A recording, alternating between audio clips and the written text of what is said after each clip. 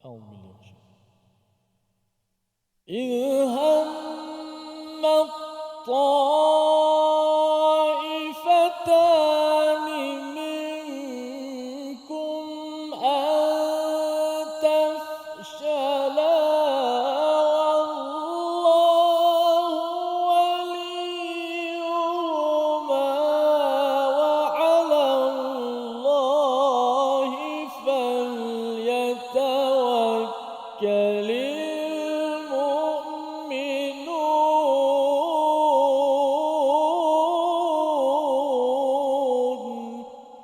صدق الله. واجعله لنا هجتين يا رب العالمين.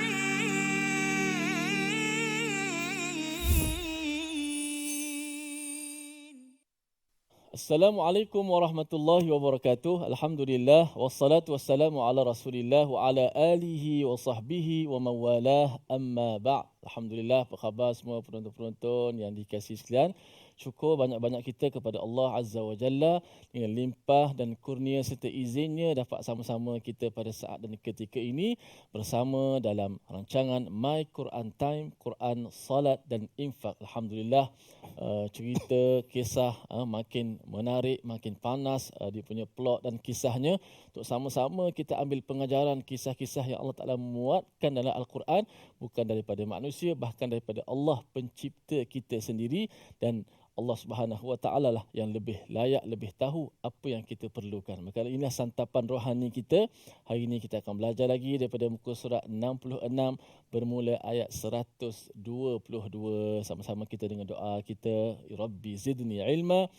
Mudah-mudahan Allah Subhanahu Wa Taala menambahkan kepada kita ilmu yang bermanfaat untuk sama-sama kita amalkan. Khabar semua penonton-penonton di rumah, mudah-mudahan sentiasa dalam keadaan sihat belaka insya-Allah walaupun di mana kita berada, dan tak lupa kepada penonton-penonton yang berada di studio bersama-sama dengan kita pada hari ini di pentas kita, alhamdulillah, bersama dengan kumpulan-kumpulan istiqamah kita, alhamdulillah, daripada awal mereka mengikuti ayat Al-Quran daripada ayat pertama, ayat demi ayat, muka surat demi muka surat, surah demi surah melangkaui. Alhamdulillah, itulah kita kata nikmat bekalan yang kita nak bawa bila bertemu dengan Allah Subhanahu Wa Taala. Dan bersama dengan saya pada hari ini tak asing lagi seorang ilmuwan, tokoh, iaitu Fadil Dr. Profesor Madya, Dr. Sanusi. Apa khabar Doktor? Alhamdulillah. Sihat hari ni ya? Alhamdulillah. Ustaz Tiri sihat Alhamdulillah. Jadi saya tanpa masa menyerahkan tugas kepada Fadil. Silakan Doktor. Baik, terima kasih Ustaz Tirmizi. Assalamualaikum warahmatullahi wabarakatuh. Alhamdulillahirabbil alamin wassalatu wassalamu ala asyrafil anbiya'i wal mursalin sayyidina Muhammadin wa ala alihi wa ashabihi ajma'in, amma ba'd. Apa khabar tuan-puan, ibu ayah, para penonton yang dikasihi Allah sekalian? Mudah-mudahan kita semua berada dalam keadaan yang sihat sejahtera. Alhamdulillah, hari ini kita masuk kembali kepada halaman yang ke-66. Yang mana kita dalam rancangan My Quran Time ini, kita meneliti 2.0 ini, kita akan ambil penelitiannya lebih mendalam bagaimana yang dibincangkan oleh para ulama tafsir dan sebagainya. Kalau pada halaman yang ke-65, yang ni saya kena masuk sedikit yang ke-65 sebenarnya, sebab dia berkaitan. Maknanya ayat yang ke-121 sebelum ini, perbincangannya pergerakan pergi ke medan Uhud telah diceritakan. Dia kata kat sini, wa idh ghadawta min ahlika tubawwi'ul mu'minin, iaitu ketika Rasulullah berangkat. Ghada ini maksudnya pagi ataupun siang. Min ahlika, ada sebahagian mufassir yang kata ahlika ini adalah Sayyidatina Aisyah, tetapi maknanya Rasulullah berangkat keluar daripada Madinah, kemudian baginda menuju ke arah medan Uhud itu sendiri. Baik, hari ini insya-Allah kita akan masuk pada ayat yang ke-122. Sebelum itu mari sama-sama kita bacakan dahulu sinopsis pengajian kita pada hari ini, iaitu pada ayat yang ke-122 kita akan membicarakan tentang perang Uhud, iaitu ada dua kelompok yang ingin berundur daripada peperangan. Manakala dalam ayat ke-123 datang pertolongan Allah kepada kaum mukminin dalam perang Badar, dan pada ayat ke-124 menceritakan mengenai tentang kehadiran para malaikat ketika berlangsungnya perang Badar. Jadi apakah secara perinciannya, apakah nanti huraiannya daripada ketiga-tiga ayat yang akan kita masuk pada hari ini. Sebelum tu kita bacakan dahulu ayat ke-122 yang akan dibimbing oleh Ustaz Tirmizi kita. Silakan Ustaz. Baik, Alhamdulillah. Terima kasih Al-Fadil Ustaz Dr. Muhammad Sanusi. Alhamdulillah, kita nak baca bermula ayat 122 hingga ayat 124 Boleh. InsyaAllah. Mari sama-sama kita hayati bacaan ini. Kemudian kita melihat makna terjemahan dan lebih dekat lagi kita akan sama-sama bersama dengan doktor untuk tadabbur isi kandungan ayat Al-Quran. A'udzubillahi minasyaitanir rajim. إذ هم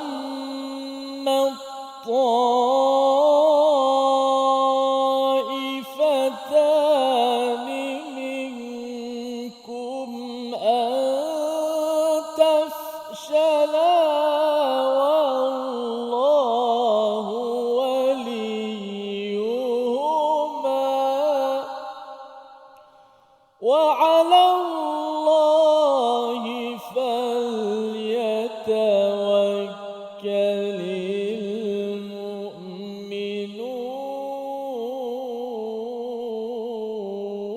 المؤمنون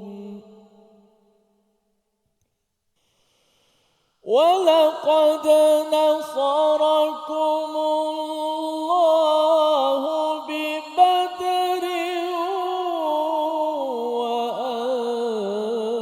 وأنتم أذلة فاتقوا الله لعلكم تشكرون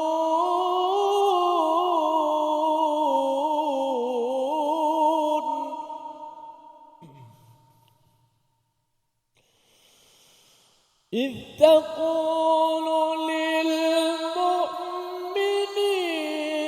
ألن يكفيكم أن يمدكم ربكم بثلاثة آلاف من الملائكة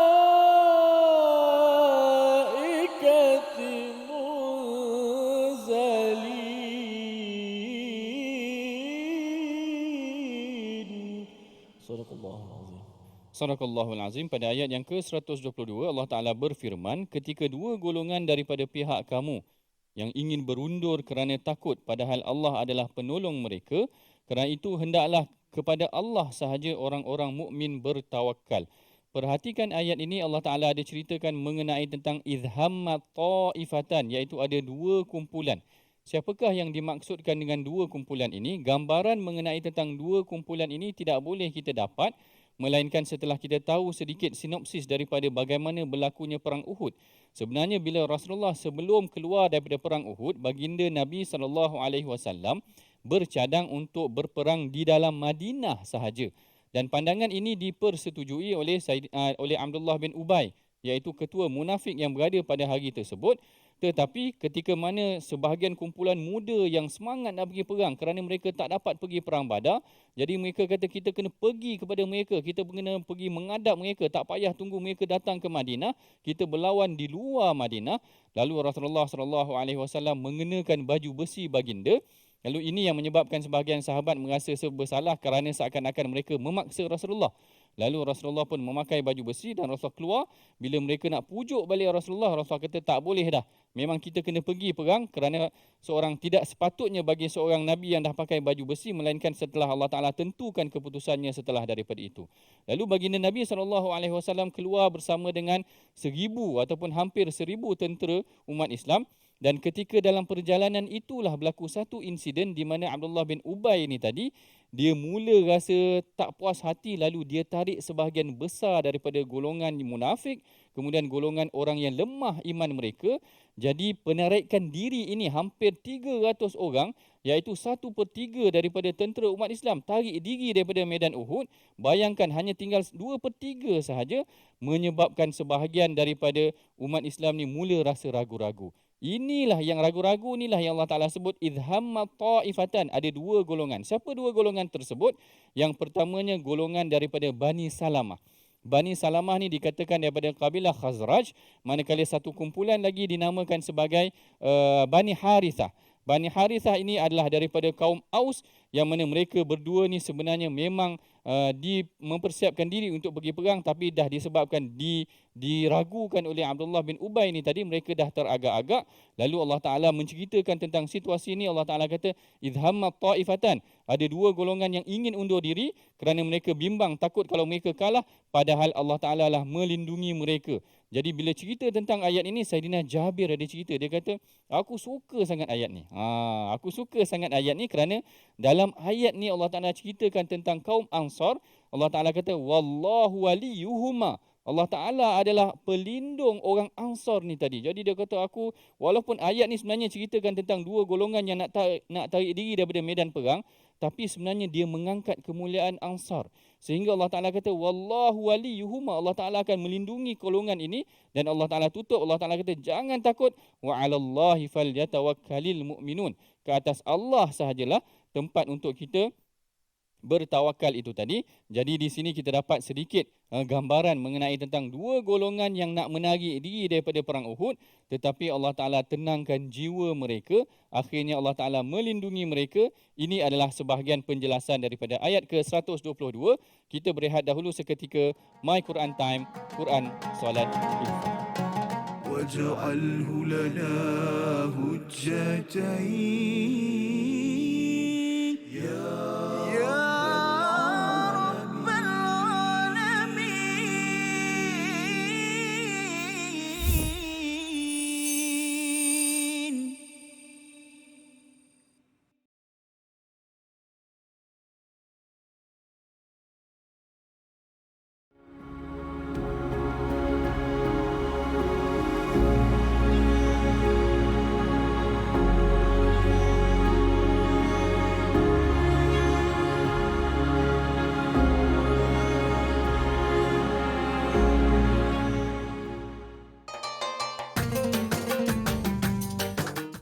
اقرأ باسم ربك الذي خلق.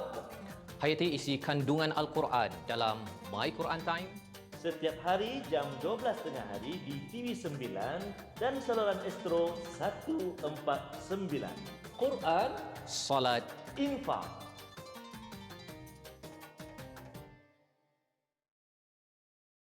منهما جاهينا وارزقنا تلاوته.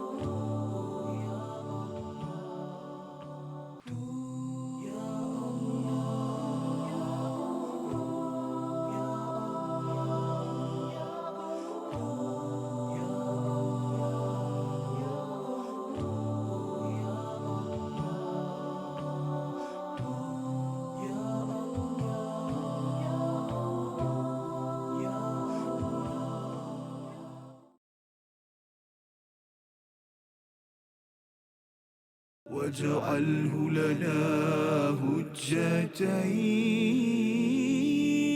يا رب العالمين.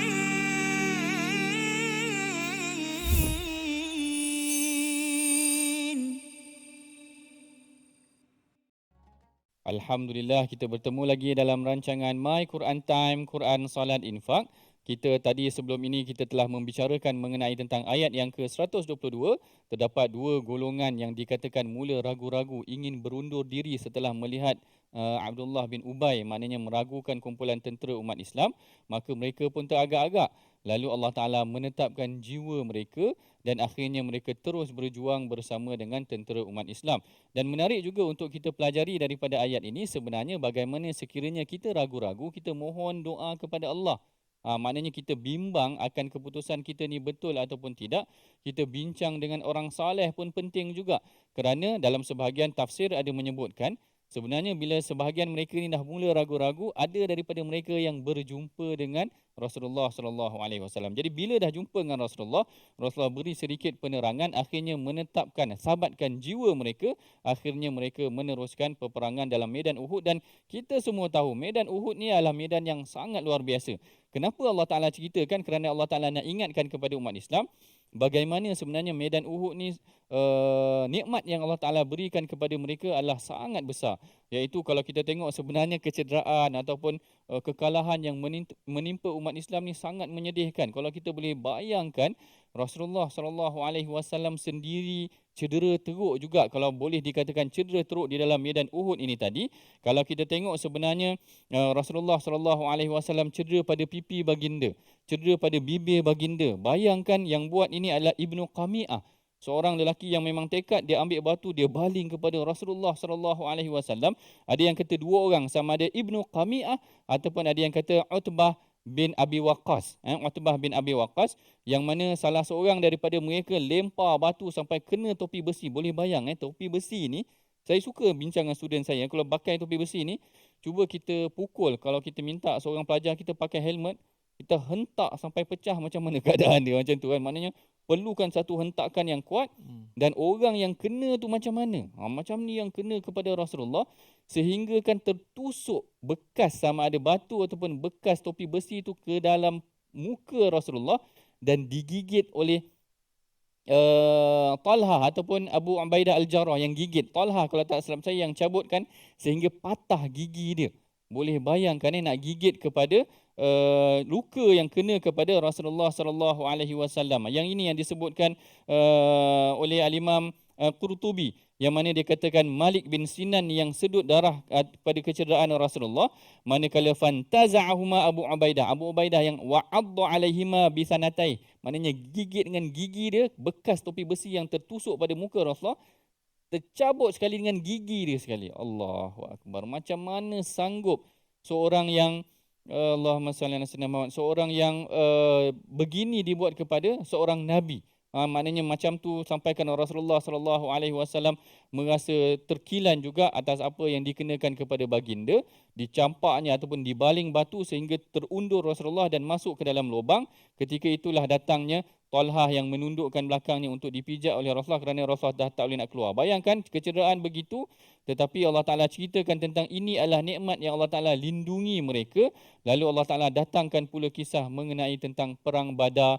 Apakah dia sebenarnya peperangan ataupun jenis bantuan yang telah diberikan oleh Allah dalam perang Badar dan perang Uhud. Sebelum kita masuk perincian tentang perang Badar ini, mari sama-sama kita bacakan dahulu ayat daripada 123 surah Ali Imran ini yang dibimbing oleh Ustaz Tirmizi kita. Silakan Ustaz. Baik, insyaAllah kita beralih pada ayat 123. Bagaimana kita dah mendengar bagaimana kupasan tadi, bagaimana susuk tubuh yang begitu mulia yang kita rindui, yang Nabi kita Muhammad sallallahu alaihi wasallam berjuang bermati-matian untuk agama, memperkembangkan kalimah tauhid ini. Maka marilah sama-sama kita juga berkorban untuk agama kita, Al-Quran. Kita berusaha menuntut ilmu dan menyebarkan kepada masyarakat tentang Al-Quran. Ayat 123. A'udzubillahi minasyaitonir rajim. وَلَقَدْ نَصَرَكُمُ اللَّهُ بِبَدْرٍ وَأَنْتُمْ أَذِلَّةٌ فَاتَّقُوا اللَّهَ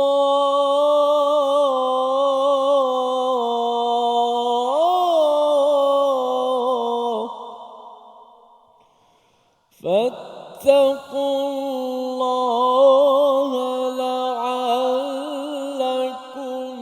تَشْكُرُونَ.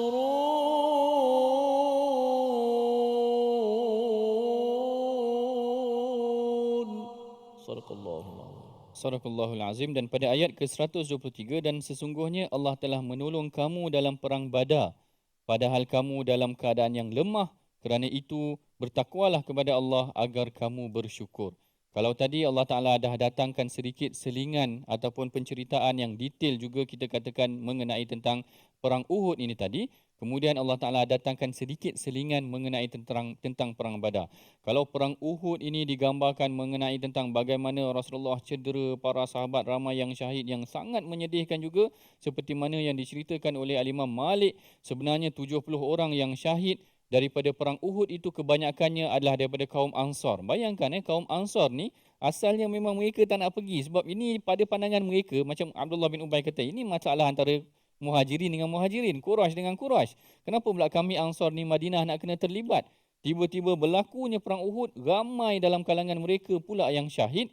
Jadi ini sebenarnya satu ujian juga, satu tumbukan buat diri mereka, satu muhasabah buat diri mereka. Kemudian Allah Ta'ala ceritakan bagaimana Allah Ta'ala melindungi mereka. Wallahu waliyuhuma. Rasulullah, Allah Ta'ala melindungi mereka. Kemudian Allah Ta'ala datangkan satu selingan daripada kisah ini, didatangkan mengenai tentang kisah perang Badar. Perang Badar ni sebenarnya banyak diceritakan dalam suratul Anfal. Di sini hanya diceritakan sedikit sahaja. Perinciannya dikatakan banyak lagi diceritakan di dalam suratul Anfal. Sehingga kan Saidina Abdullah bin Abbas memanggil suratul Anfal sebagai suratul Badar. Suratul Badar. Ke surah Badar kerana banyak menceritakan tentang perang Badar.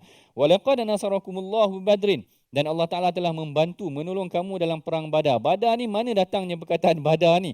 Badar ni ada yang kata satu kawasan mata air yang mana berlakunya perang Badar. Atas sebab itulah dinamakan kawasan tersebut sebagai kawasan Badar.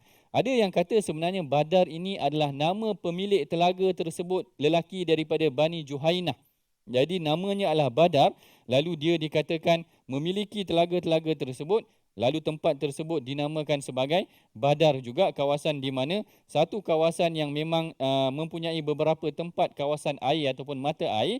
Di sinilah berlakunya peperangan yang hebat antara umat Islam yang pada asalnya mereka tidaklah bercadang untuk pergi berperang, hanya untuk mengambil kafilah dagangan Abu Sufyan, tetapi akhirnya mereka terperangkap di situ untuk menuju ke medan perang.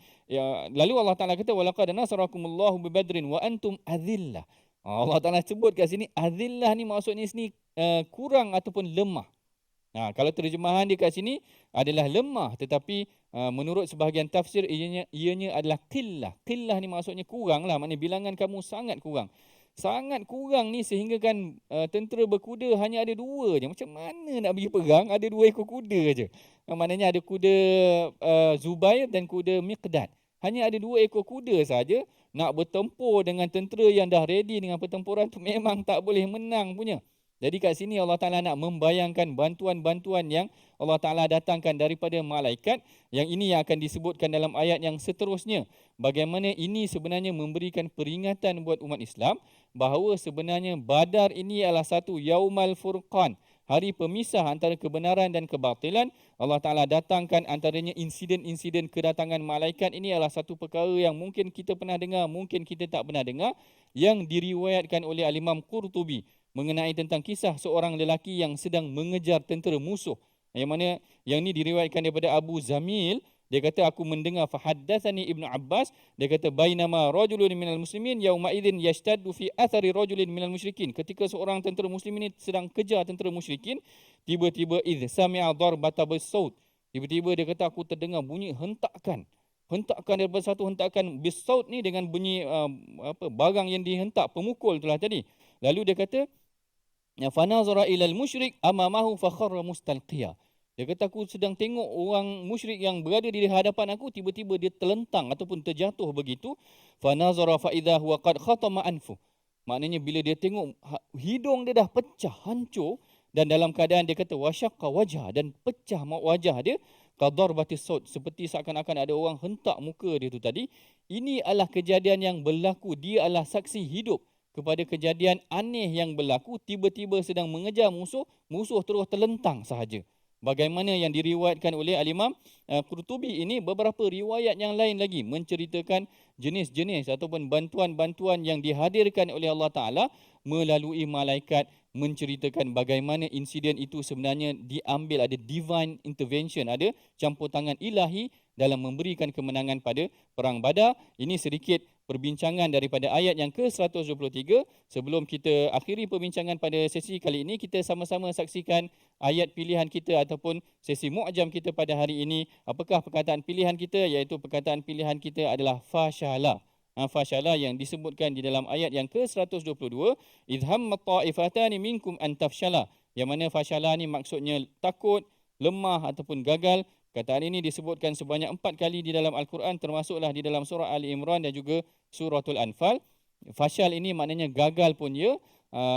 Orang yang tidak lulus pun kadang-kadang fashal pun juga, tidak berjaya juga disebutkan sebagai fashal ini, golongan yang tidak berjaya. Jadi ini adalah satu perkataan pilihan yang kita belajar pada hari ini, antafshala, iaitu mereka takut sekiranya mereka gagal, mereka takut dan sebagainya. Ini adalah satu perkataan yang kita boleh ambil pelajaran daripada bahasa Arab. Mudah-mudahan kita boleh mempraktikkannya luar daripada pengajian kita pada hari ini. Kita berehat dahulu seketika. My Quran Time, Quran, Salat, Infak. واجعله لنا هجتين يا رب العالمين.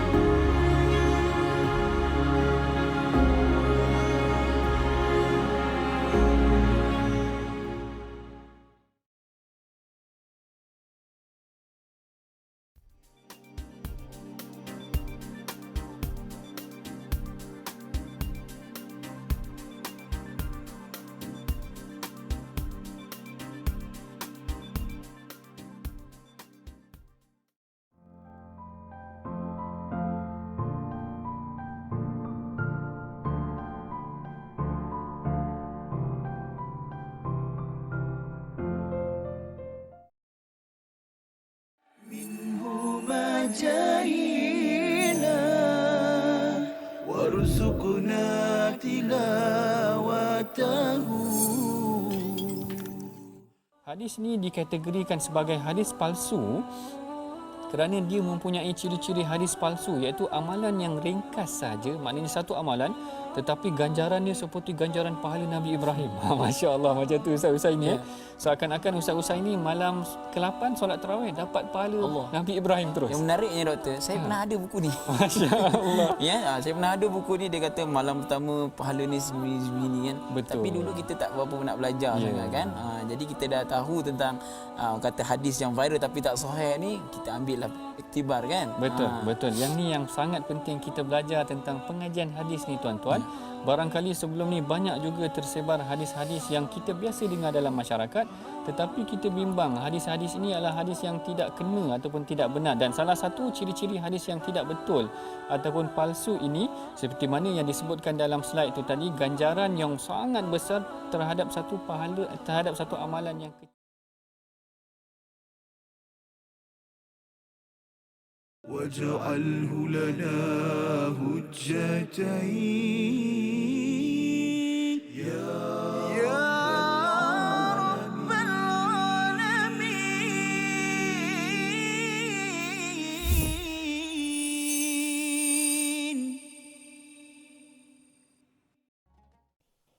حبيبي أصل الجمال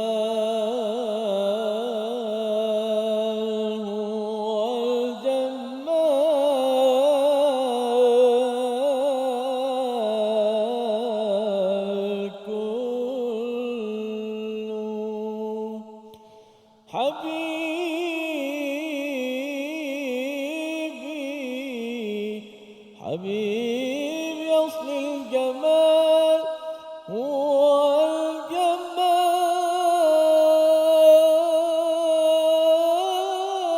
الجمال كله.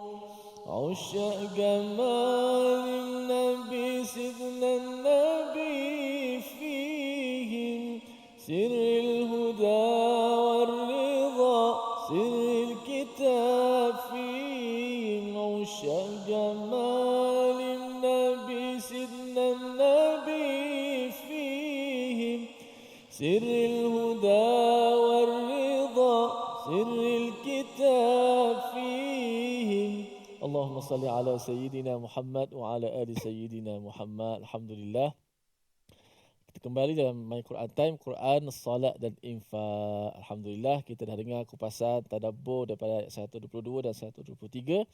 Ada lagi satu ayat, insya-Allah kita rehat dulu. Bukan rehat, maksudnya kita bagi doktor relax dulu untuk kumpul tenaga balik. Pasal ayat tengah panas ini, namun kita redakan sedikit dengan ulang kaji ataupun sebutan-sebutan tajwid kita pada kali ini. Alhamdulillah. Dah bersedia semua?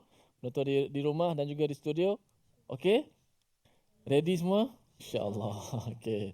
Baik, pada ayat yang ke-122, iaitulah idh hammat ta'ifatan minkum an tafshala wallahu waliyuhuma. Kita lihat pada slide kita yang pertama, iaitulah menyempurnakan bacaan idgham pada kalimah idh hammat ta.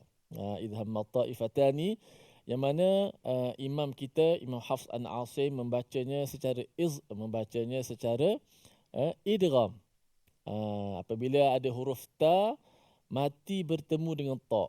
Huruf ni huruf yang kita kata apa, huruf yang sama pada makhrajnya. Ta, dal dan ta. Tiga huruf ni huruf yang bersamaan pada makhraj. Fi makhrajin wahidin. Hujung lidah kita ditekankan di belakang gigi ataupun gusi yang pengikat gigi kacip kita di atas itu. Maka bila salah satu bertemu, sini ta mati bertemu dengan huruf ta. Okey, maka secara bacaannya ialah kita bacanya secara idgham. Idgham tu umumlah idgham. Ada orang tanya, idgham apa pula? Satu hal. Lepas tu macam mana cara nak idghamnya? Idgham masuk semua ke ataupun masuk sebahagian? Kadar dia pula. Dekat situ idghamnya kan. Yang pertama, idgham sini adalah idgham, dipanggil nama dia idgham mutajanisain. Idgham mutajanisan. Sebab ada satu jenis. Nak senangnya mutajanis, jenis-jenis. Ataupun kita kata satu jenis. Satu jenis ni kenapa? Huruf ta dengan ta ni jenis makhraj yang sama. Huruf berlainan tapi makhraj yang sama. Kalau ta bertemu dengan ta, itu dipanggil mutamathilan. Sama terus. Sama terus. Okay. Kalau ta dengan ta bertemu, ta dengan ta, itu dipanggil mutamathilan. Sebab dua huruf yang sama. Sama makhraj, sama sifat. Jadi dua huruf yang sama lah. Ta dengan ta dengan ta, ba dengan ba. Okay. Ini ta bertemu dengan ta, huruf lain. Makhraj sama, sifat aja beza. Cuba sebut ta, ta, ta. Kan hujung lidah ni di tempat yang sama. Cuma tinggal bezanya sifat yang berbeza. Sebab tu kerana sifat berbeza, barulah beza. Ta bunyi ada ta, jenis bunyi ta. Bunyi ta. Tapi lidah tempat yang sama. Hujung lidah di belakang gigi tu sama. Ta, ta sama. Bezanya pada sifat. Ta-nya tebalnya, ta huruf yang irtibat yang kuatnya, ta agak lemah sedikit, huruf yang nipis, tu yang membezakan. Okey. Maka dipanggil idgham mutajanisain. Sebab apa? Ta bertemu dengan ta, dibaca secara idgham. Kenapa mutajanisain? Sebab sama makhraj ta dengan ta. Kemudian pula kadar idgham, kadar ta dimasukkan ke dalam ta. Masuk semua ke ataupun masuk tak semua? Jawab dekat ruangan komen tu, di Facebook kita ataupun penonton-penonton di rumah boleh teka. Idh hammat ta itu, ta masuk dalam ta, masuk semua total ke ataupun masuk sebahagian sahaja? Masuk? Tak yakin mana jawapan ni. Masuknya? Masuk semua. Alhamdulillah, masuk semua. Maksudnya ta masuk semua secara total. Tak ada dah bunyi ta dari sudut bacaan. Tak bunyi dah ta. Hanya tinggal pada tulisan sahaja. Sebab tu kalau kita tengok ta tu, atas tu kosong. Tak ada apa, mati dia kosong. Tidak ada tanda mati, tidak ada tanda apa. Menandakan ta itu dimasukkan secara semua ke dalam ta. Bila masuk semua dipanggil idgham apa? Kadar idgham. Idgham kamil ke idgham naqis? Kalau kamil maksud dia sempurna. Nakis maksud dia tak sempurna lah sebahagian, sikit. So, kalau idgham masuk sempurna, kita panggil idgham kamil, kadar masuk dia. Idhammat ta'ifatani minkum. 1, 2, mula.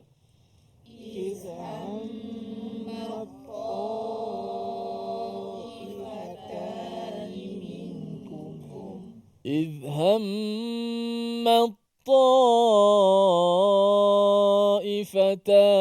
منكم أن تفشلا.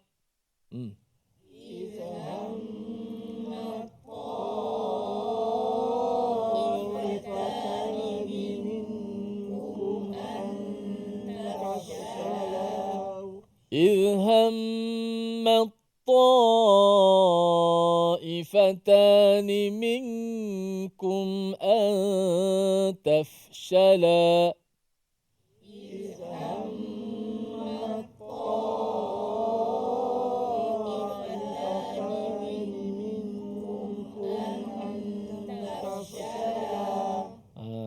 Okey, itu yang pertama. Matta masuk terus daripada mim terus berpindah kepada ta. Matta. Dan senanglah kita nak mengalunkannya kerana ta tu huruf yang lemah dah. Masuk ke dalam huruf yang kuat. Maka sebab itulah dimasuk secara total. Kan? Kalau nak kena sebut gok ta sikit apa nak matta, Allah payah. Kalau nak kena baca izhar, izhammat ta, kan payah tu. Kan? Payah tak? Izhammat ta, payah. Kan payah. Kan? Nak kena bunyi hamas lagi pula, nak matikan ta, baru nak sebut ta pula. Gelecoh lah. Kita gelincir sikit lah. Maka Alhamdulillah, Quran ni memang mudah insya-Allah. Bukan turun untuk memperpayah, menyusahkan kita, tapi memudahkan. Ma anzalna 'alaikal Qur'ana litashqa. Tidak kami turunkan Al-Quran untuk buat susah, tidak, tetapi mudah insya-Allah. Okey, kemudian satu lagi. Antafshala. Sebut. Antafshala wallahu waliyuhuma.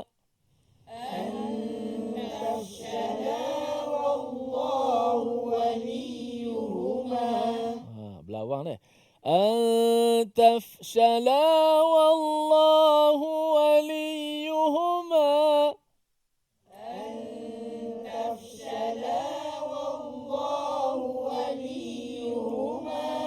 إذ هم الطائفتان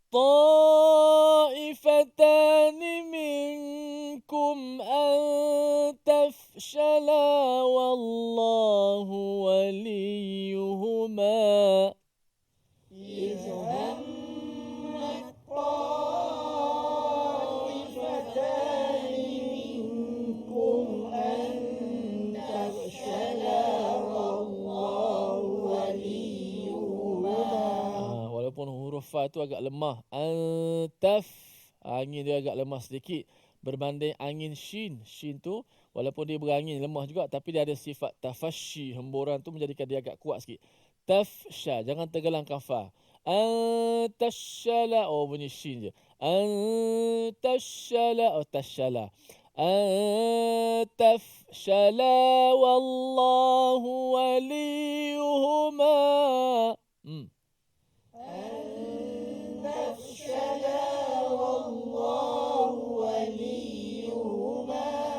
وعلى الله فليتوكل المؤمنون.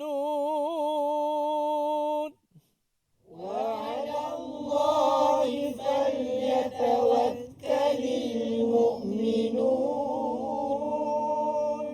Sadaqallahul azim. Mudah-mudahan kita berusaha dan kita bertawakal kepada Allah Subhanahu Wa Taala. Alhamdulillah, terima kasih kepada semua para penonton di studio dan di rumah. Kita berusaha memperbetulkan, membaiki bacaan kita. Mudah-mudahan Allah berikan ganjaran pahala kepada kita dan meningkatkan lagi kualiti bacaan kita. Kita nak berehat seketika. Kembali selepas ini dalam My Quran Time, Quran Salat dan Infak. واجعله لنا هجتين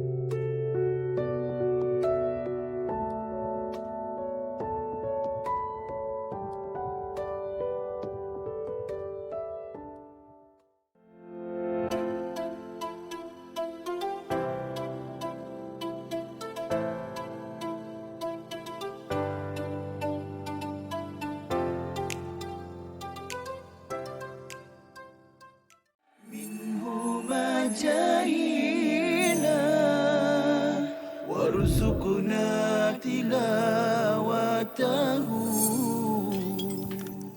Disebutkan oleh Coach Jamil tadi berkenaan dengan aiqadha wa aiqadha ahlahu, dan baginda sallallahu alaihi wasallam akan menggerakkan, membangunkan, mengejutkan ahli keluarganya, isteri-isteri dan keluarganya. Itu adalah benda yang memang kita akan faham terus daripada hadis tersebut. Namun para ulama kita mengatakan yang perlu ditekankan daripada perkataan itu ialah kita tidak berseorangan melakukan kebaikan. Kita kena ingat bahawa kita ada keluarga yang kita nak gesa mereka, gerakkan mereka untuk melakukan ibadat bersama kita. Kita tak nak masuk syurga seorang-seorang. Itulah yang mudahnya. Jadi kalau kita ada kawan, kalau kita tak ada keluarga, mungkin kita sedang belajar ke apa, kita ada kawan-kawan yang tidur, kejutkan dia. Kejutkan dia bangun. Apatah lagi mungkin dia ada program pagi itu, program iftar dan sebagainya, sebagai AJK kan dan sebagainya. Dia keletihan. Balik dah sembahyang tarawih, dia tidur, kita cuba gerakkan dia, at least dia bangun, sekurang-kurangnya dia bangun dan dia membacalah sedikit zikir-zikir yang mudah dibaca dan pahalanya besar. واجعله لنا حجتين يا رب العالمين.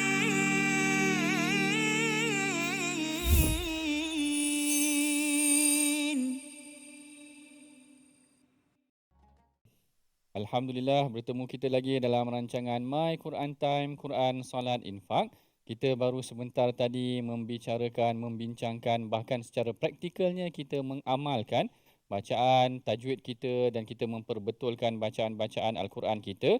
Mudah-mudahan kita menjadi seperti para sahabat Nabi, seperti macam Saidina Ubay bin Ka'ab yang mana bacaannya tepat dan dipuji oleh Rasulullah SAW, ataupun bacaan seperti Saidina Abu Musa Al-Ash'ari yang mana bacaannya sedap macam Ustaz Tirmizi barangkali agaknya, yang dipuji oleh baginda Nabi SAW. Baik, kalau sebelum ni tadi dalam sesi-sesi sebelum ni kita dah masuk perbincangan ayat 122 dan 123. Kali ini kita akan masuk pada ayat yang ke-124 yang membicarakan tentang pengalaman ataupun pengutusan malaikat kepada orang-orang yang beriman. Yang mana kalau kita tengok ayat ni sebenarnya ditujukan kepada siapa, tapi saya kira sebelum tu kita baca sedikit dahulu ayat daripada 124 ini yang akan dibimbing oleh Ustaz Tirmizi kita. Silakan Ustaz sikit. Baik. Auzubillahi minasyaitanir. إذ تقول للمؤمنين ألن يكفيكم أن يمدكم ربكم بثلاثة آلاف من الملائكة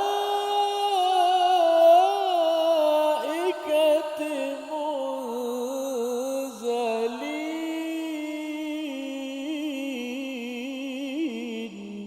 صدق الله. Surahul Azim. Pada ayat yang ke-124 Allah Ta'ala berfirman, ingatlah ketika engkau wahai Muhammad mengatakan kepada orang-orang beriman, adakah tidak cukup bagimu bahawa Allah membantu dengan 3,000 malaikat yang diturunkan dari langit. Jadi pada perbincangan mengenai tentang ayat ke-124 ini, sebenarnya dia menceritakan tentang bantuan yang Allah Ta'ala berikan kepada umat Islam daripada kedatangan malaikat. Kalau tadi kita dah sebutkan bagaimana seorang sahabat yang namanya Abu Zamil yang menceritakan tentang seorang lelaki yang melihat sendiri bagaimana terlentangnya tiba-tiba seorang musuh yang musyrik. Kali ini kita mungkin pernah dengar juga apa yang diriwayatkan oleh Imam Qurtubi yang menceritakan daripada Abi Usaid bin Malik bin Rabi'ah, yang mana dia kata, dan beliau adalah seorang yang pernah menyertai Badar. Dia kata, lau kuntu ma'akum al-an bi Badar. Kalau aku bersama dengan kamu pada hari ini di kawasan Badar, wa ma'iyya basari, dan kalau aku masih boleh melihat, maknanya waktu dia cakap tu dalam keadaan yang dia telah diambil penglihatannya ataupun dia telah buta, la araitukum sya'b alladhi kharajat minhul malaikah. Aku akan tunjukkan kepada kamu di mana kawasan lembah ataupun laluan yang keluarnya malaikat ketika mana berlakunya pertempuran dalam perang Badar. Maknanya memang ada sahabat juga yang menceritakan dalam riwayat daripada tafsir Qurtubi ini menceritakan mengenai tentang perkara tersebut. Jadi kalau kita tengok sebenarnya memang ada saksi-saksi hidup yang boleh mengesahkan apa yang telah disampaikan di dalam Al-Quran ini. Cumanya mengenai tentang ayat yang ke-124 ini, para ulama berbincang mengenai tentang ayat ini sebenarnya ditujukan ataupun dikhususkan maksudnya dalam perang apa sebenarnya. Kalau kita tengok kat sini, maksudnya ittaqulu lil mu'minin, ketika engkau wahai Rasulullah bercakap kepada orang beriman, alan yakfiyakum ayyumiddakum rabbukum bi 3,000. Bukankah Allah Taala ataupun bukankah tak cukup ke Allah Taala dah bagi bantuan 3,000 malaikat ini tadi? Jadi para ulama bincang sebenarnya ayat ini, bantuan malaikat ni datang ketika perang Badar ke, kerana ayat ni cerita tentang perang Badar, ataupun datang bantuan ni dalam perang Uhud kerana ayat yang sebelumnya pula cerita tentang perang Uhud. Perkara mengenai tentang perbincangan ni diceritakan oleh Al-Imam Ibn Kathir, yang mana dia kata sebenarnya pandangan pertama menyatakan ayat ini fokus kepada perang Badar sahaja. Bantuan oleh Allah kepada para orang-orang yang beriman, para tentera umat Islam ketika itu adalah berlaku ketika dalam perang Badar. Pandangan ini adalah pandangan Hasan Al-Basri, Amir Asy-Sya'bi dan beberapa orang tabi'in yang lain, kerana ini adalah jelas pada pandangan mereka. Terdapat beberapa riwayat yang menunjukkan memang sebenarnya berlaku bantuan daripada malaikat kepada umat Islam ketika berlakunya perang Badar. Manakala pandangan yang kedua yang dinyatakan oleh Ad-Dhahhak, Ikrimah dan Mujahid, mereka menyatakan sebenarnya bantuan ini dimaksudkan pada perang Uhud. Maknanya Rasulullah cakap kepada orang beriman, ini ingat tak dulu pada perang Badar Allah Ta'ala akan turunkan malaikat. Maknanya situasi itu berlaku ketika Rasulullah nak cakap dalam situasi berlakunya perang Uhud. Tetapi mereka berpandangan sebenarnya bantuan Allah Ta'ala tidak turun pada perang Uhud ataupun bantuan malaikat itu tidak turun pada perang Uhud. Pandangan kedua berpandangan sedemikian kerana ayat yang seterusnya meletakkan syarat. Bantuan itu akan datang in tasbiru wa tattaqu, sekiranya kamu bersabar dan sekiranya kamu bertakwa.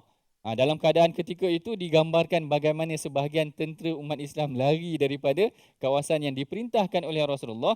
Jadi ini sebenarnya menurut pandangan yang kedua berlaku ataupun dialog yang berlaku pada perang Uhud, dan dikatakan perang Uhud itu bantuan itu tidak ditampilkan melainkan kepada Rasulullah sallallahu alaihi wasallam sahaja, yang mana malaikat datang melindungi baginda Nabi sallallahu alaihi wasallam. Baik, mengenai tentang bantuan malaikat ini yang datang kepada Rasulullah, suka juga untuk saya kongsikan seperti mana yang disebutkan di dalam tafsir, bagaimana pernah berlaku ketika perang Yarmouk ataupun perang yang dipimpin oleh Abu Ubaidah, Khalid Al-Walid. Ketika itu mereka berada di Syam, berada di Jordan, mereka berpegang dengan tentera Nasrani, tentera Rom yang sangat ramai. Mereka jadi takut. Lalu dia kata, Nastamdid, kami nak minta bantuan daripada Omar di Madinah. Tiba-tiba Omar kata apa? Omar tulis surat pada mereka. Omar kata, kalau surat ni datang kepada kamu, maka aku akan ingatkan kepada kamu Allah Ta'ala pernah membantu orang yang lebih hebat daripada kamu, iaitu Rasulullah. Jadi mintalah bantuan daripada Allah dan jangan minta bantuan daripada aku, Omar kata. Bahkan Umar kata, kalau lepas ni jangan tulis surat dah kepada aku. Lalu mereka meneruskan peperangan. Akhirnya mereka menang dalam perang tersebut kerana pegangan mereka, takwa mereka dan keyakinan mereka kepada Allah. Akhirnya Allah Ta'ala memberikan kemenangan. Inilah sedikit kesimpulan ataupun tadabbur yang kita boleh ambil daripada ayat yang ke-122 hingga 124. Sebelum kita akhiri perbincangan kita, mari sama-sama kita bacakan dahulu resolusi pengajian kita pada hari ini. Iaitu yang pertama, seperti mana yang berlaku pada para sahabat, kita hendaklah berani berada dalam medan perjuangan dan setia dalam kumpulan. Yang keduanya, kita tidak berasa lemah dan mohon kekuatan kepada Allah Subhanahu wa taala, dan yang ketiganya, kita hendaklah yakin dan serah segala urusan kepada Allah yang tiada mustahil baginya. Inilah sekurang-kurangnya 3 resolusi yang perlu kita sematkan dalam jiwa kita setelah kita bertadabbur, mempelajari beberapa ayat suci Al-Quran daripada surah Al-Imran. Bagi mengakhiri pengajian kita, mari sama-sama kita bacakan doa yang akan dipimpin oleh Ustaz Tirmizi kita. Silakan Ustaz. Bismillahirrahmanirrahim. Alhamdulillahirabbil alamin wassalatu wassalamu ala asyrafil mursalin wa ala alihi wa sahbihi ajma'in. Ya Allah, Tuhan kami, ampunkanlah dosa-dosa kami ya Allah. Ya Allah, terimalah taubat kami ya Allah. Ya Allah, terimalah amalan-amalan kami semua ya Allah. Ya Allah, Tuhan kami, ya Allah, bagilah Al-Quran, ayat-ayat yang kami baca benar-benar masuk ke dalam jiwa kami, ya Allah. Pengajaran dan kisah yang kau sampaikan dalam Al-Quran ni, ya Allah, dan kami tadabbur pada hari ini, ya Allah, setiap huruf, setiap kalimah, ya Allah. Berilah kekuatan kepada kami untuk kami beramal dengan isi kandungan ayat-ayat Al-Quran, ya Allah. Jauhkanlah kami daripada kegelapan yang kami tak nampak, ya Allah. Jauhkanlah kami daripada keburukan, ya Allah, dan dekatkanlah kami kepadamu, ya Allah. Dekatkanlah kami kepada kebenaran, ya Allah. Amin ya rabbal alamin. Walhamdulillahi rabbil rabbil alamin. Alhamdulillah. Moga-moga Allah Subhanahu Wa Taala memberkati kita semua, pertemuan kita semua, waktu kita dan juga semua keadaan kita insya-Allah. Dan saya mengajak kepada semua sahabat-sahabat untuk terus kita bersama-sama dalam tabung gerakan Al-Quran, sama-sama kita sebarkan, kita luaskan dengan sumbangan-sumbangan yang kita berikan, mudah-mudahan memberi manfaat kepada umat. Kita ada rumah ngaji, ada buku, ada program digital dan sebagainya, dan ada juga QR code di situ, boleh kita scan di situ untuk memudahkan urusan sumbangan kita sehingga kita dimuliakan Allah Subhanahu Wa Taala dengan Al-Quran Karim. Alhamdulillah. Terima kasih sekali lagi kepada Fadil Profesor Madia, Doktor, yang telah memberikan kupasan kepada kita yang begitu bersemangat sekali, seolah-olah kita berada di medan peperangan, namun kita bukan berperang tapi kita berada di atas alam yang nyata pada ketika ini. Bersama-sama kita melangkah dalam kehidupan kita dengan penuh tertib, kata orang Terengganu, tertib kening. Kita kena Allah maknanya mengikut panduan daripada ilahi insya-Allah. Sehingga kita bertemu lagi pada waktu yang akan datang dalam My Quran Time, Quran, Salat dan Infak. Assalamualaikum warahmatullahi wabarakatuh.